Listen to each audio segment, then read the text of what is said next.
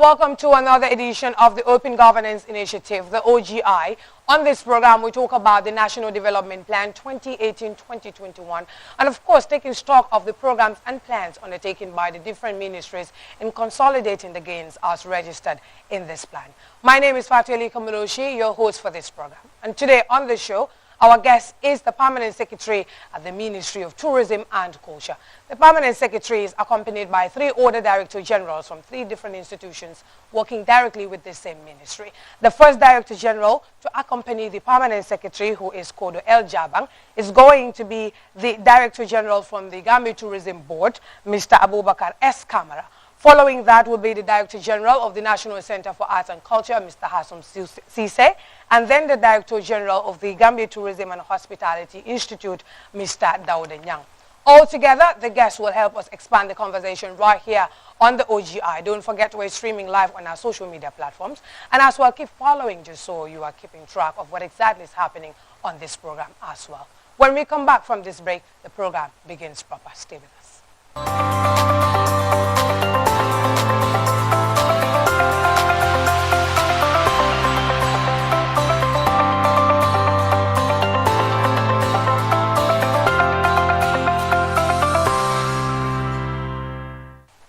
Welcome back to the OGI. My name is Fatueli Kamiloshi, and our guests are already seated, ready to expand the conversation. And we, of course, have the Permanent Secretary at the Ministry of Tourism and Culture, Madam Kodo El Jabang Senghor. And with her right now on this platform is the Director General of the Gambia Tourism Board, Mr. Abubakar S. Kamara. P.S., you're welcome to the OGI. Director General, you're also welcome. Of course, I'm so glad to have you on the show, P.S. And I first of all like you to start off with telling us exactly what you do at the ministry and how you're working with your different partners in realizing your goals. Thank you very much. Good evening, viewers. The Ministry of Tourism and Culture basically spearheads the implementation of the policy of government in terms of tourism aspirations and goals that the government of the Gambia wishes to achieve. So basically, in assisting government implement that policy, we have the Gambia Tourism Board that is under the ministry, which basically operationalizes that implementation of the policy that the government sets for tourism development. Under culture, we have the National Center for Arts and Culture, which basically implements also the cultural aspirations that the government has from the ministry. The policy that we have is then cascaded down to these 2 institutions for implementation and operationalization of those policies.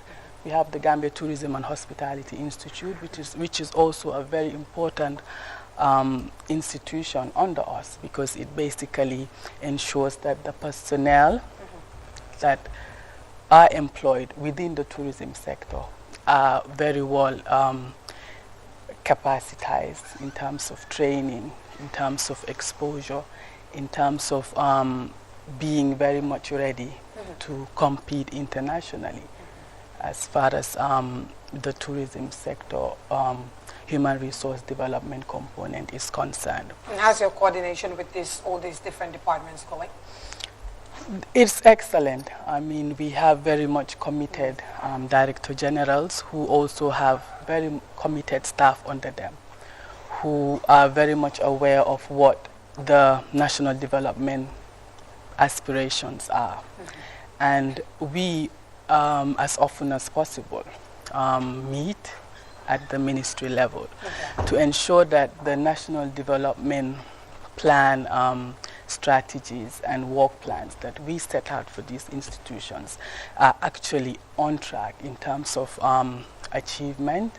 So they are very much committed, as I said. And at the ministry also, we have very committed staff who are also assisting myself, the Permanent Secretary, to ensure that these institutions that are under us are in line with the required sort of implementation ideas and needs of the National Development Plan. Very well.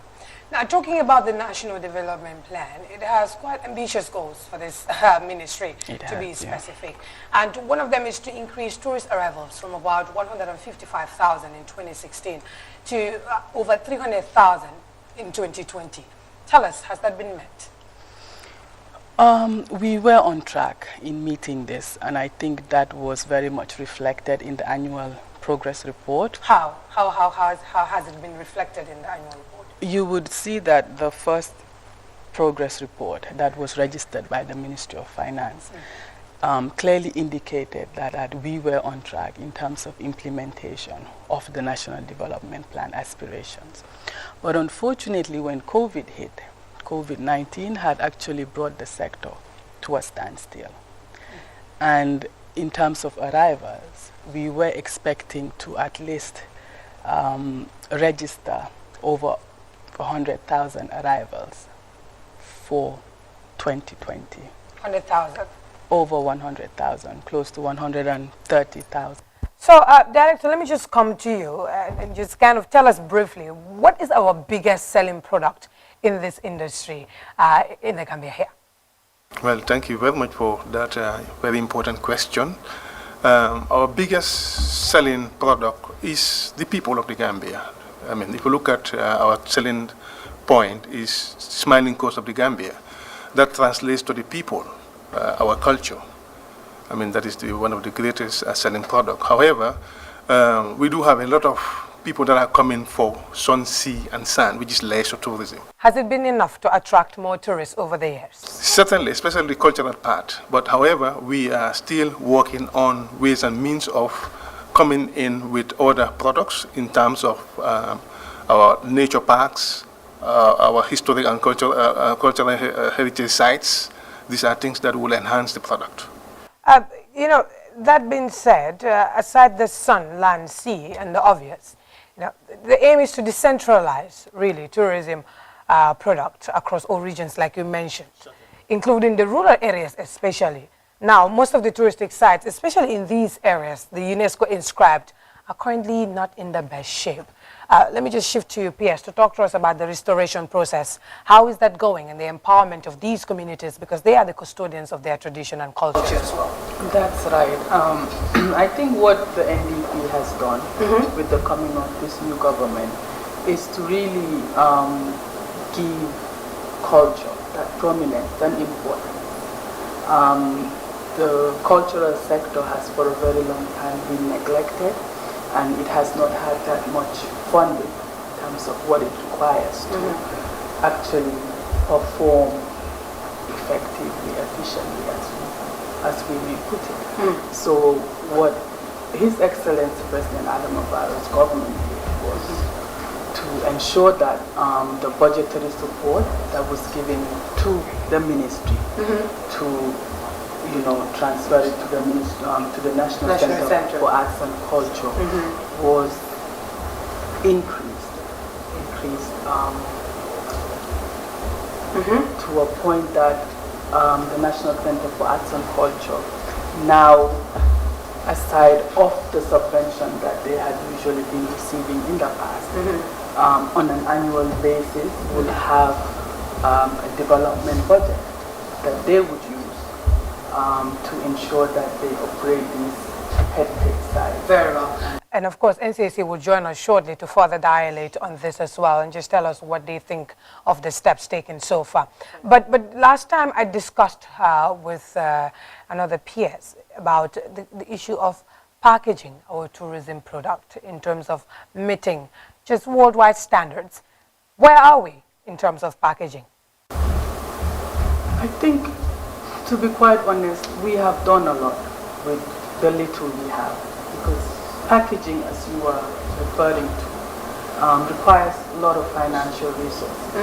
And as a sector, unfortunately, in the past, we have not really been given much attention in terms of finances to ensure that we also, as a country, compete with destinations. So you've not been given enough in terms of finances. Who has not given enough? You mean in terms of the budgetary allocation? Budgetary allocation for the sector institutions that are under us, that is one.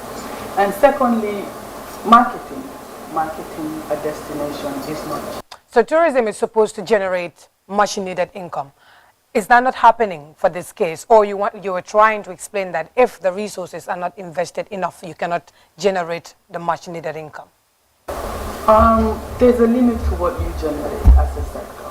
In the case of Gambia Tourism Board, they only generate revenues from arrivals. And obviously with COVID-19 pandemic, arrivals are literally zero. So they're not generating any revenue when it comes to arrivals. Let me just shift. Secondly, there's the issue also of operational licenses. They generate revenue from. Operational licenses that they collect from hotels. And if hotels aren't operational, there is no way you would collect revenue from hotels who literally have zero financial revenue also coming into their coffers.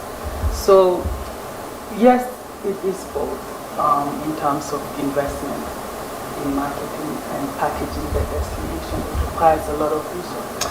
And if you look across the world, what other destinations are doing, they're ensuring that their governments are giving them the needed budget to actually fulfill those needs and aspirations. Very well. Let me just shift to the director here, because what you're saying has to do with now, exactly what we're facing now. But this might be, an ongoing thing and has been existing for quite a long time already. What would you say are some of the quality or standard deficiencies, and what exactly is going wrong in terms of how we can improve that formation? No, of course, standards go with funding, a lot of investment in the facilities. And if you look at it now, with this advent of this government, a new hotel classification was validated. And we hope that if hotels and tourism establishments adhere to those standards, and the standard of generally the standards of the facilities would be high. However, because of this advent of COVID, the hotels could not have a lot of revenue. They could not have money to reinvest also to meet that standard. It is very difficult for them. So aside the COVID-19 put aside, let's say the COVID-19 was not there before. Of course, the classification came about when the new minister came in the new government. And it is hoped that with that, of course, they will meet up the required standards. Is that actually enough to make sure that this gap is bridged, or there are other areas that you're also looking at? In terms of that classification, in fact, are hotels really adhering to this? Certainly. I mean, when this hotel classification document was validated, hotels picked it up and they were using it and run with it. And they were actually adapting. And people even who don't want to invest in hotels, etc., will come to get the document first to look at it and see what star category they want to build. So definitely they embrace it and they were using it. What has been your stance as the GT board? Well, we keep encouraging them, and also the ministry has been supportive. You look at it, that every year we go with your GRTS team. Some of your people, I recognize them. You go around the whole country with the minister and all the other satellite institutions under the Minister of Tourism and Culture to look at the standards of these facilities countrywide. I mean, that alone is very helpful it's very encouraging, and that has even encouraged a lot of other Gambians to even invest in upcountry. Apart from that as well, the GT board at our level had an inspection team that inspect facilities quarterly, twice on a quarterly basis. So that is also an addition. And there are also inspection criteria, there are inspection standards that they use, which also facilities are aware of, and they use it. That is also very helpful. And the fact that also the stakeholders are very cooperative, I think that is very good. Would you say the sector is pretty much very organized?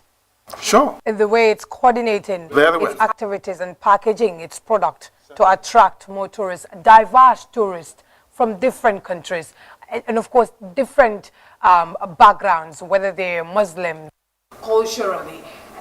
Are we really that rich in terms of product to get this diversification that we're talking about? Well, everything starts from step one. I think in terms of whether we are cooperative, yes, we are. We are definitely cooperative. If you look at it, I mean, the GT board does not work alone.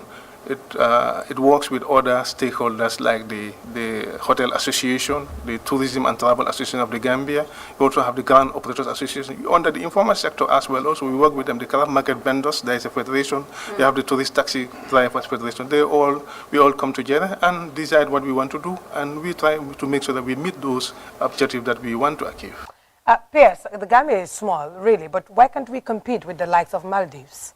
If you look at it, we do have a chunk from the market that all those other countries are competing from. So we are competing. So what's our comparative advantage? What's the competitive advantage here? Gambia, I would say, as he said, the people. The friendly nature of our people. The cultural diversity that we have to offer as a country. As well as the proximity. I think, these are all issues that make us stand out. Proximity to Europe and, all these other destinations that attract quite a number that add to the arrival numbers that we have as a country. The Director General of the GTHI will be here to talk to us about the people, in fact, and just how they're going about that. But he made mention of investment, which is very important. And that makes me want to ask how you're working with especially the private sectors, notably GAIPA, in just making sure that the required and necessary investment is generated to improve the existing up-country tourism product. We're working closely. If you look at the Gambia Tourism Board Governing Council, GAIPA actually sits on that governing board. Okay. So everything that Gambia Tourism Board does, GAIPA is in the picture of it.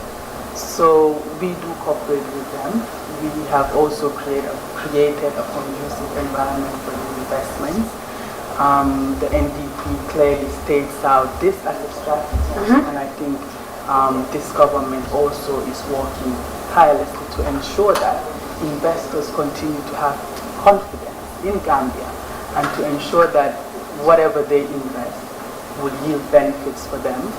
And also, attract others to come in for further development and economic activity. But what's been your impression so far thereafter? Have you been seeing the required investment from the private sector? Of course, we have had a lot of investment. Do we know who our biggest investors are? Of course, they're here. Yes, we do. Tell us.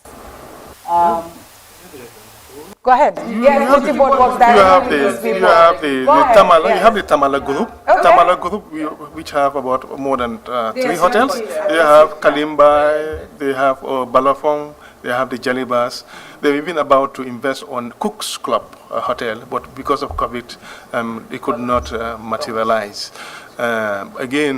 Also, we have the Senegambia Group, which also owns the African Princess Hotel, the Senex Sunset Hotel, and other small facilities like restaurants. Now going down to the regions where we are actually looking back to refocus the attention. Is the much needed investment going into that part? Well, yes, there were a lot of promises, and there were hopes. Even we have one of the hoteliers who has even invested a hotel in Farafenye. Be rest assured, it's because of the situation of COVID that some of those things changed, but there were a lot of hopes for people to invest in upcountry. In fact, if we go down to Kudang, there is pretty much a new facility coming up by a Gambian, and it has some good standards. So Gambians are really inclined to invest upcountry, especially after when the minister and the team went round to showcase, to visit the areas, the hinterland. I mean, you mentioned how you're working with some of these private investors as well. Just how are you supporting them in just marketing as well? Because most of them are really doing their marketing on their own. Is the GT board really involved in this process? Sure. Under our regulation, they should do their own marketing. However, we support them by showcasing whatever they have in our websites, also in our TV programs. If you know, I'm sure you're aware of our expedition programs. We have been going around to all the facilities, owners and properties, to make sure that they showcase whatever they have. So we are definitely doing a lot of things for them. And your reach has been enough? Your reach in terms of audience? Certainly, as per our pocket, I think it's enough. I just understand what we mean by pocket. Interesting, but then would in fact come back to that later on as well. But before I let you go, Director here, I mean, the ecotourism is a very vital component, appears, and maybe Director can come later in this. Are you aware of the challenges facing marine habitats that could really further destroy the beautiful scenery along the River Gambia as well, and just how you're going about the effective management of the biodiversity resources, of course, in line or in collaboration with other relevant ministries that are dealing directly with this, because it calls for effective coordination amongst all the different ministers involved. And of course, you are promoting the River Gambia in every product that you're trying to sell in this industry. And without the beautiful scenery, really, there's nothing to promote, would you say? Certainly. We are aware of what climate change has done to our environment, Gambia and even internationally. The Ministry of Energy, the Ministry of Environment, works closely with the Ministry of Tourism and Culture, especially with the Gambia Tourism Board. They have a committee that they set up that actually deals with such erosion, beach erosion, as well as other really climate negative impact sort of challenges that the country is facing. And there is a lot going on. Obviously, we cannot solve the problem overnight, but we are conscious of the fact that ecotourism actually has a huge market out there. And ecotourism travelers are usually high spenders. And as a country, I think this is a market that we're looking to explore and to ensure that we attract. So that being the case, we cannot be seen to really allow our environment to be degraded. So reforestation is fundamental. And the fact that our beaches also are eroding, we are ensuring that the Ministry of Environment works on projects that would eventually ensure that all of these negative impacts of climate change are actually addressed. Very well. I mean, Director, I'm sure you would have another impression in this as well, because investment is also needed in just boosting the ecotourism that we're about to look at. How's that coming along? Has it been really, adapted well? Sure. I think if you follow in events, I think the Ministry and the Gambia Tourism are taking the lead in trying to see how best we could have ecologists in all the regions. And we've started work on that.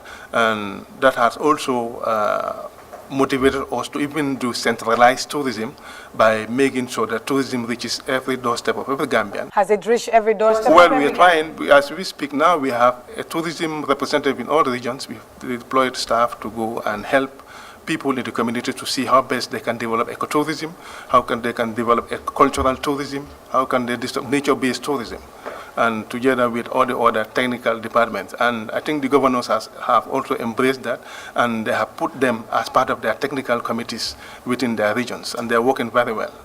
How hopeful can we be of something concrete coming out of all of that negotiations and communication process in a very short term? No, well, in fact, it is by default. If you look at the advent of COVID has taught us a lesson that we really need to focus on domestic tourism, and that is what they are definitely focusing on. Apart from domestic tourism, we are also looking at regional tourism, whereby we could also invite other nationals within the region, like Senegalese, Nigerians, Ghanaians, to also come and enjoy. I'll tell you that some of the hotels you mentioned earlier, this is where they're getting the much needed revenue. We are aware, and we are intensifying our marketing in that regard, especially through e-marketing. Yeah. Interesting there, but still, PS is here with the Director General of the Gambia Tourism Board. But before we go on this break, I just want to put the questions we've been receiving here on social media to the PS, and of course it's important that we have the Director General of GT Board here, as some of these questions kind of relate to what they're doing at their level. And the first one here we have is from the Gambia Environmental Alliance. I'm sure hearing them, you would know exactly what they're concerned about. And they're asking, is there any resilient plan for her ministry toward protecting and preserving our cultural sites and beaches from climate crisis? There is, as I had mentioned earlier, it is a continual process. There is a committee that works on this at the level of the National Environment Agency under the Ministry of Environment. So there is that sort of strategy that the ministry has, because it's to do with environmental matters and not really tourism per se. Because yes, it's tourism because we also derive our products from, of course, the ecosystem when it comes to ecotourism, etc. But then the Ministry of Environment is spearheading this initiative, and tourism is definitely not left behind. Hassan will further dilate on that. But another one is how ambitious is her ministry to mitigate the issue of coastal pollution? And of course, Director, the issue of beach littering as well. How is that really coming up? Well, it's something that is a bit dicey, and we have been taking a lot of measures. However, it all boils down to attitude. Like, for instance, when you talk about the Sunday beach, when we wanted to put in certain measures, there have been a lot of complaints about people saying that we don't want Gambians to go and enjoy on the beach. However, of course, it is our interest for Gambians to go and enjoy what we call domestic tourism, to enjoy their own beaches. But however, when they go there, some of them tend to litter the beach, and which is also not helping. But should that be a deterrent? No, it's not a deterrent. So we try to see how best we can sensitize, continue sensitizing them, and even put some billboards, some boards, sort of, to tell them that there should not be any littering, there should not be driving on the beach, there should not be waste dumping on the beach. So we are trying to do a lot of things, a lot of those strategies to make sure that at least people are sensitized about the damages it's going to cause when it comes in terms of littering the beach, also dumping waste on the beach. But do we have enough bins on the beach to make sure that some of these things... Well, we may not have enough bins, but there are bins. Could that be the reason why some are littering? No. I think it just has to do with people can see even a bin, and instead of dropping in the bin, they'll go and drop it somewhere else. But I also will agree with you that we need to do more sensitization as well as put in more bins. So do you have plans of doing that in a very short term, by next year to say? Well, we are doing our best. As soon as we get the required funding, the required resources, we should be able to do that, honestly. Yes. That was the Director General there of the Gambia Tourism Board, Mr. Abubakar S. Kamara. Here, of course, talking to us with the Permanent Secretary, Madam Kodu El Jabang Senghor. With that, we go on a short break, and when we come back, Mr. Hassan Sise, the Director General of the National Center for Arts and Culture, will also join us for other discussions. Stay.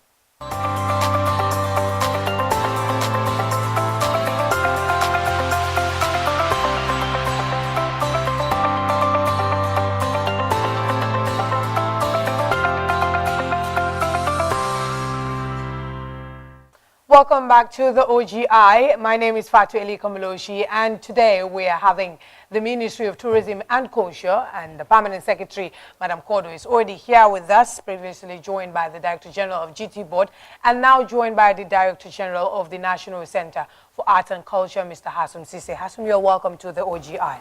Thank you very much.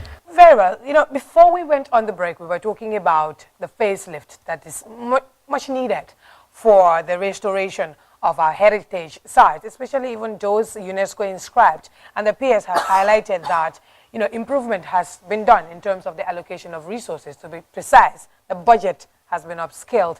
What do you make of this? Well, yes, I fully agree with the Permanent Secretary. And I want to start by really saluting the tremendous support that we get from the ministry. The development budget has been disbursed regularly since 2018, basically to refurbish our heritage sites. How much are we talking of here that has been injected in this in 2018-2019, like $3 million were disbursed. Has that been enough, or is it in fact enough for this process? But it's never enough. Right. Yeah, never. I mean, and really it can never be enough. But it was an excellent start for a process that is very, very important. When you got the funding, for example, we rehabilitated some of our UNESCO World Heritage sites. Which one? Namely the Stone Circle site at Wasu, and Kerbach.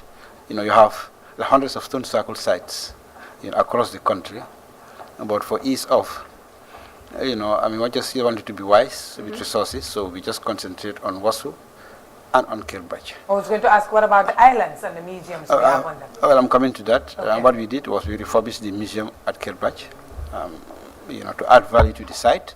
So now when you come to Kerbach, you see the stones, see the museums, and there are facilities also for visitors. At Wasu too, we've done the same thing. We have the Kankurang, center in Georgetown that also has been rehabilitated. We've brought in power, to make visitors more comfortable. And also at Fort Bullen also, we did some tremendous work there to rehabilitate. Fort Bullen? Yes, in Bara, it's a UNESCO World Heritage Site also. I know you are itching to ask about the island. Of course. James Island. James Island. In there also, there are two aspects to the island. The island itself, which is, severely eroded because of global warming. Well, we are not losing the island. Okay. It's threatened, but there's a lot of effort being made, not only with the help of the ministry, but also with the help of development partners, like the U.S. embassies, like Ambassadors Fund for Cultural, development. We've applied. And there are 4 stages that you have to cross before you get the money. We have, we have crossed the first stage, the second stage. Okay. We are now stuck at the start stage. And how much is this money that you are about to reap once you It's in the tens of millions of dollars. Yes, I don't have it offhand. Okay. But we did a very, very thorough budget, with the help of engineers, like structural engineers, like civil engineers. So we've got a very good budget. But we are now, stuck at the 3rd stage of this, very, very long process. That would be. But the embassy is very supportive and of us in this, regard. But we don't just look at the island. We also look at the communities around the island. And I had to mention this because when you have a UNESCO World Heritage Site, UNESCO is very, very particular about the well-being, about the integrity of the site, but also how is the community around the site. I was going to put that to you. And that's why we have done a lot of work at Dufure Albreda, the information center, the NCAC work with the Gambia Tourism Board and the ministry, to add value to, the whole destination there. We've trained tour guides, certified from the community, about 12 of them, fully, engaged. We have, engaged the community in skills training, like soap making, like batik, to enable them make, souvenirs. We have replicated the same thing at Fort Bullen, training of guides, which is still ongoing, and also at the Wasu Stone Circle site, using, training used from the locality to train them to interpret the site. So by doing that, we increase our community outreach, and we also make the site more relevant to the community because they can earn their living, from interpreting or from selling, souvenirs. That said, this whole process that has started already, is it really generating income as expected, income that can be reinvested back into the sector and boost other areas? According to International Council of Museums, and UNESCO, you don't generate profit, so to speak, from heritage. What you do, you generate income to plow back into the heritage, for conservation, for upkeep, for interpretation and for community, outreach activities. Have you been doing that? Well, yes. For example, if you look at the, work that we have been doing at the Fort Bullen, for example, for the first time, youths and women from the community have come to see that the heritage can have a positive impact on their lives. We trained 15 youths. And this we did with the support of the tourism board, of course, with our foreign partners. The idea was, you have seen this fort here, for the past, 212 years. What are you able to make from this fort? As to earn a living. So the guides, we train them. So when visitors come, you see. When you cross with your, tourists, as a guide from Senegambia, you come to the fort, you hand over to these guys, and they earn a living. That's why, in fact, the structure, the ecology being built there, there's a specific office that will be allocated to the tour guides. Very well.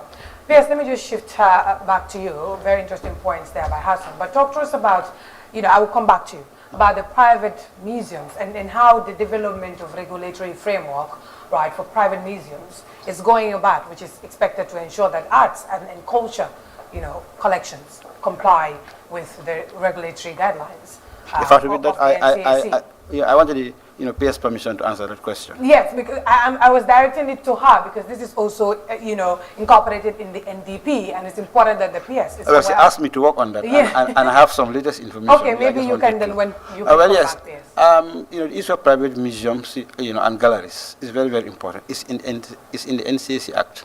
Because like every sector, culture, like arts and culture, it also has this private sector like angle to it. We cannot, government, all the museums cannot be like public museums. So we encourage people to have private museums. And please, you have to know there are differences. I was going to ask why are no, now I'm talking heritage lingo now. All right, heritage, jargon. You have public museum, private museum, village museum, community museums. Village museum. Well, yes. Okay. So and in all those categories of museums, we encourage people. For example, Kachikali in Bakau, it's a private museum. The Bojang family. To add value to the Kachikali site. Like in Tanje, that's a village museum. Basically, confined to interpreting just a small segment, of a particular culture. Now, community museums, Gunjur, for example. Just as we speak, there are efforts, at the community level to build a museum in Koina. They've come, for technical support and advice and so on. Gunjur is being developed lately, no? Oh, well, yes, because it's a very, very important. With the mosque. Yes, the mosque. I'm happy you mentioned that, but PS will talk about the mosque. So all what these regulations are meant to do is to make sure that these museums don't operate in a legal vacuum. Okay, so we work with them, develop the regulations. Like things like operating hours, like minimum staff. Okay. Like minimum standards. My colleague from GT board was just talking about standards. Museums and heritage sites too. Have standards, like visitor, conveniences. Like interpretation. Guides. And so on. So has the framework been developed already? Well, at the level of the NCAC, yes. So now the stage we are moving in is really to roll out this framework to the various stakeholders. That has not been done yet. No. And then they will have their input, and then we go to the ministry, for them to take care of the when last. When do you expect to do that? When do you expect to? In the year. This year? Yes, because the legal framework is very important for private museums, yes. Now that NCAC has the resources in nurturing our culture, and sellable product in this industry, Entertainment Incorporated, tell us, has a framework to exporting such product been developed as promised in the National Development Plan?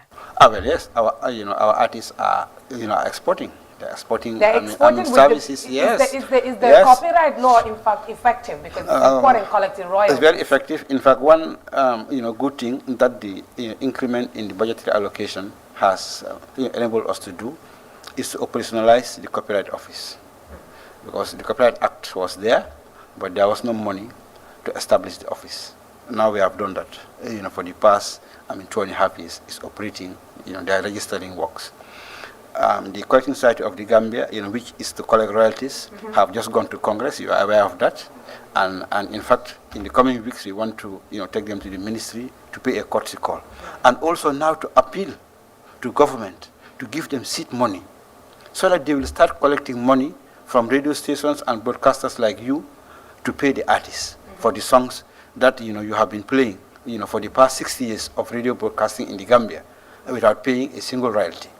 So we are working, we are going to work with the ministry on that so that, the Copyright Collecting Society will be giving seed money, by the National Assembly so that our artists will stand to art, earn royalties. Very well. And also to come to that, like some artists were given diplomatic passports, 2 years ago, to facilitate their movement outside this country to export Gambian cultural services. But some of them still get rejected.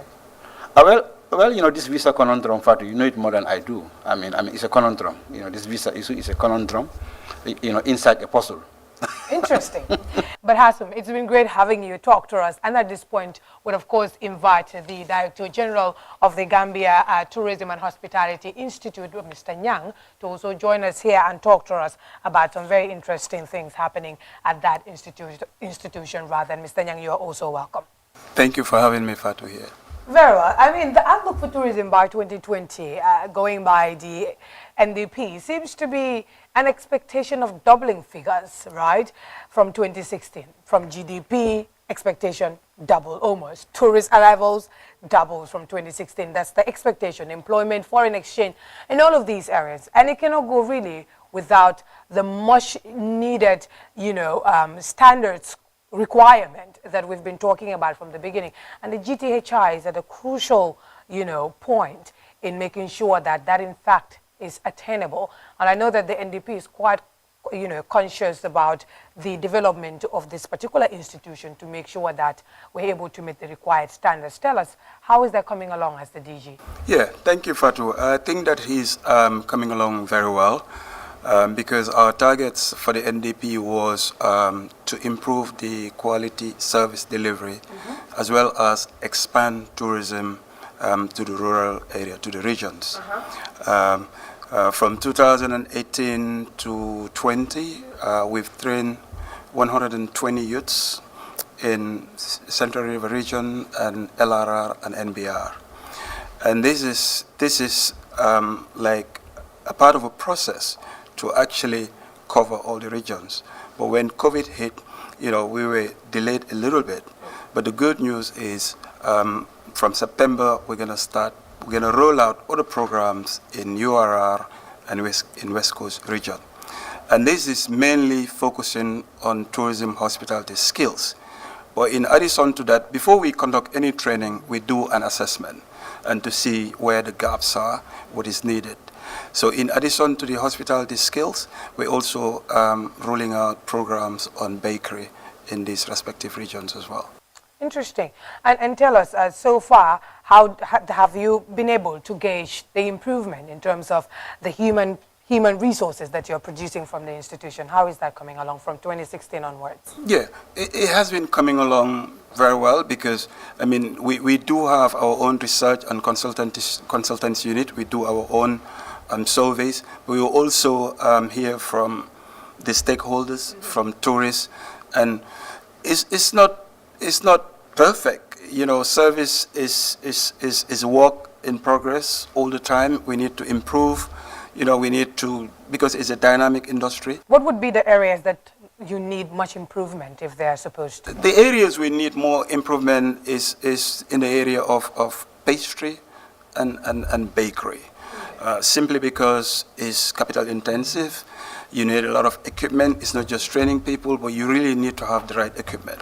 Saying that though, government has been really nice to us by, increasing our subvention by threefold.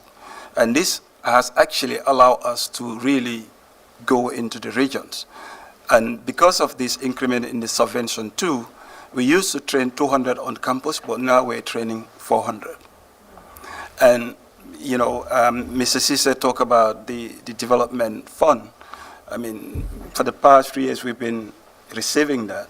And thanks to that too, we're about to inaugurate a bakery center at the campus here that is going to focus solely on bakery and pastry. So, from your perspective, you would say, from what you're receiving from the government and what you're doing at your level, your progress has been very much rapid.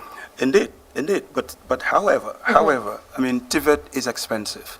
What we're receiving from government can only cover 40% of our budget. Is it? So the 60% we have to make ourselves. Are you making that? Well, we are trying. How much are you making out of the 60%? I would say over 40%.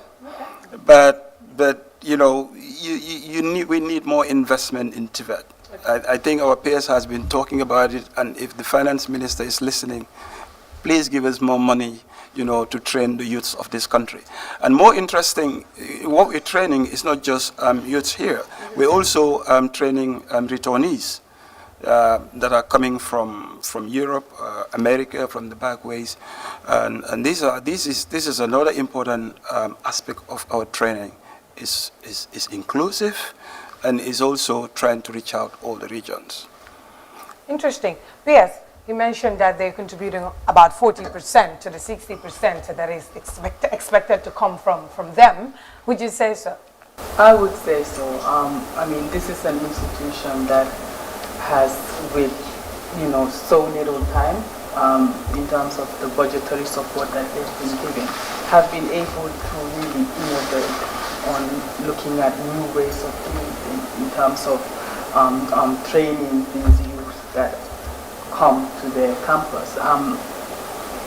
The tourism sector is quite dynamic, and what we're lucky to have is we have very young, talented individuals in that institution who are ready to be very flexible in terms of how they train, in terms of using technology, which is fundamental. For the first time, the institution has a library and an e-library for that matter. Indeed. This has never existed. So within this short period of time, they've been able to establish an e-library. They have also ensured that infrastructurally they have improved the visibility of their campus, making it more attractive to people that come in.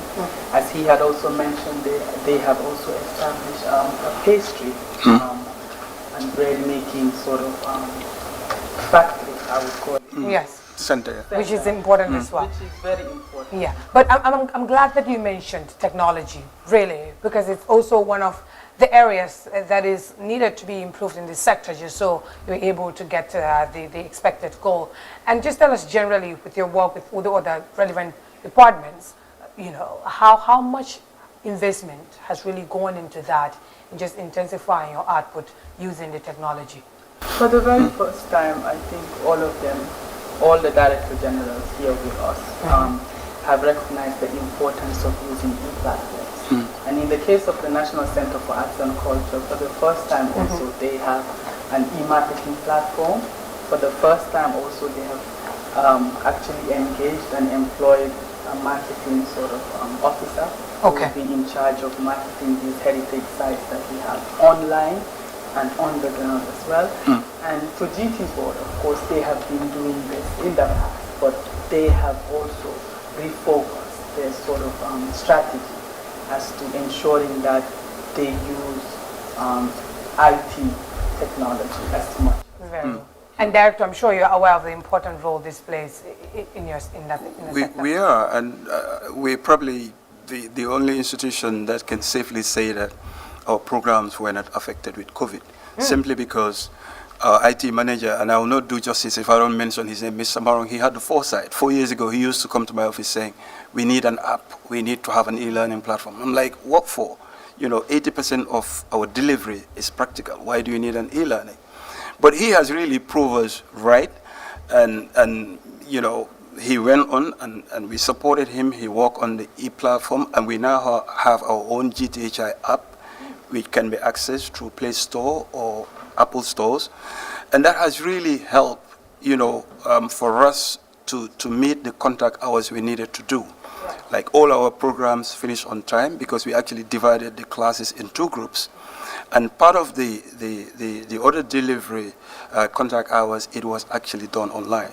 So it's like from September, the next batch, students can access all the material and through their phones, through the app stores or Play stores. And this is all thanks to the vision the IT manager had and the support of the management. And of course, Mr.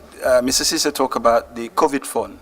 We also benefited from that and bought laptops and internet access to all our instructors, which makes it easy, really, for the use of the app and the digital platform you mentioned earlier. Nice. P.S., in talking about doubling figures, of course, we all know what happened, you know, from 2019 down towards 2020. But in just talking about these doubling figures, a clear roadmap is very much important in setting that. What would you say, you know, it's what is determining your roadmap in realizing these goals? Well, it's very clear. Our roadmap is basically anchored on the National Development Plan, and it clearly states out our aspirations as a sector. And it also clearly states out what our strategies are, what our activities should be in achieving those strategies. So basically, this is what we have. This is the document that we're using, and it has yielded a lot of benefits for us as a sector personally. We have seen a lot of improvement in the way that we have been doing things, and we have also recorded achievable results that are on record for everyone to see. And your work plans are pretty much going on as expected. Going on as expected. And would you say so as well, Director, from your end? Oh yeah. I think we have gone past the work plan really, because for us now, you know, we're thinking about our next strategic plan. Okay. You know, whatever that was laid out for us to achieve in the NDP, we have met those. And I also have to mention here our partnership with the International Trade Center, because they've been very supportive through the year project. With the Techie fee? Or is it a different one? Yeah, I think it's a Techie fee, but you know, they've been really supporting in going into the regions in training on camp. Very well. Before I let you go, since we're still talking about professionalism in this industry, P.S., I'm sure maybe you are aware of a European TV station in one of their popular TV series, you know, referring to the Gambia as a hotspot for sex tourism. What's your argument to this? And what would you say is how the ministry is just making sure that the laws guiding the operation of hotels and all the required institutions necessary in this ecosystem are going about sticking to the required rules inscribed in these different laws that we have against what could be sex tourism? That is one thing we would not accept as a country. We are not a sex hub. That is very clear. I think our cultural values and the religions that we follow as a country would not even permit us to accept that.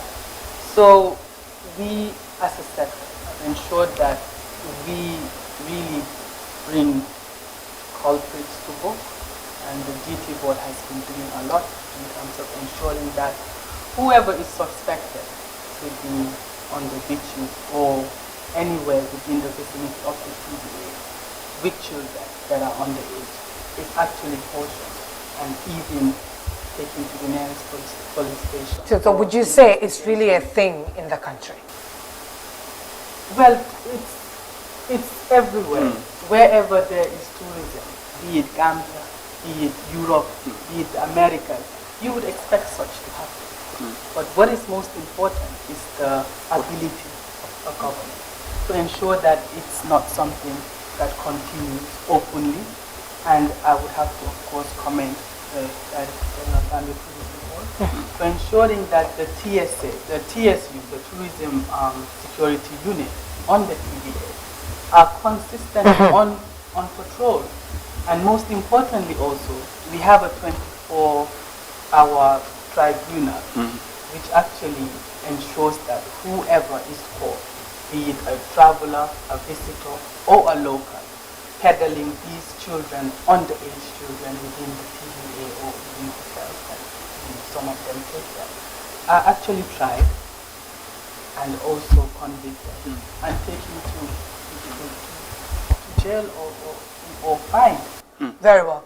It's been interesting, and I'm quite sure if the Director General from GT Board was here, could have dilated more on the Sex Tourism Offences Act we have. But I'm also aware of the fact that we have policies in this, and they're making sure that they're very much available in all the different hotels and various outlets where tourists, of course, converge.